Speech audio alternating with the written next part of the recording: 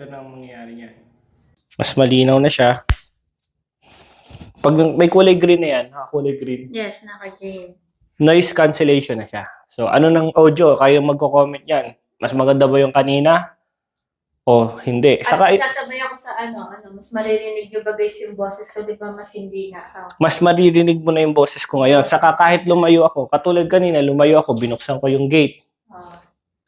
Hindi na ako masyado dinig. Pero ngayon, kahit lumayo ako, pumunta ako sa gate dito, pupunta ako sa gate, sundan mo ako camera. Oh. Naririnig pa rin. Malakas pa rin yung yung So sulit na sulit ito kasi alam ko, siyempre concerned din ako, maraming naghahanap ng Bluetooth microphone na affordable, sulit pero maganda ang quality. 'Di ba? Affordable, sulit, maganda ang quality, pero mura. Nandito sa description ng YouTube na to, YouTube video na to, ilalagay ko yung link kung saan nabili. Mabilis at mura. Mabilis ang shipping at mura. So, mag-aalmusal na kami guys.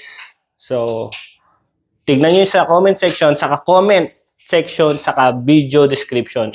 Kung saan ko kung saan ko na-order to at parang bibili na rin siya ng bago niyang cellphone. Nahulog kasi.